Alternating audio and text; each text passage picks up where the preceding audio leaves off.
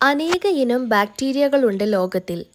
ഇക്കൂട്ടത്തിൽ വളരെ വ്യത്യസ്തമായ ഒന്നാണ് കുപ്രിയ വഡൂസ് മെറ്റാലിഡുറൻസ്.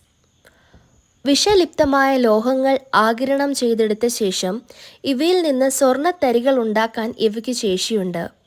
വളരെ ചെറിയ അളവിലുള്ള സ്വർണ്ണമാണ് ഇവയുണ്ടാക്കുന്നതെന്നു മാത്രം. മൈക്രോസ്കോപ്പിക് വലിപ്പമുള്ള സ്വർണം.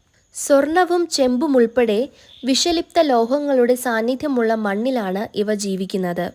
എന്നാൽ വിഷലിപ്തമായ ഈ ലോഹങ്ങളെ നിർവീര്യമാക്കാനുള്ള ശേഷി ഈ ബാക്ടീരിയകൾക്കുണ്ട്.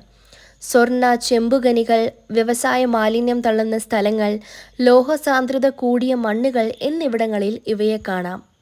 2018 ഒരു രാജ്യാന്തര ഗവേഷണ സംഘമാണ് മെറ്റാലിഡുറൻസിന്റെ ശേഷികൾ വർണ്ണിച്ച് ആദ്യമായി പ്രബന്ധം എഴുതിയത്. ശരീരത്തിൽ അമിതമായി ചെമ്പായാൽ കുപ്പ എന്നൊരു ഹോർമോൺ ഉപയോഗിച്ച് ബാക്ടീരിയ അതിനെ പുറന്തള്ളും. സ്വർണം ശരീരത്തിൽ അമിതമായാൽ കോപ്പ എന്ന ഹോർമോൺ ഉപയോഗിച്ച് നാനോ പാർട്ടിക്കിൾ രൂപത്തിൽ ബാക്ടീരിയ അതിനെ പുറന്തള്ളും. അനേകം സാങ്കേതിക വിദ്യകളിൽ ഈ ബാക്ടീരിയയെ ഉപയോഗിക്കാമെന്ന് ശാസ്ത്രജ്ഞർ പറയുന്നു.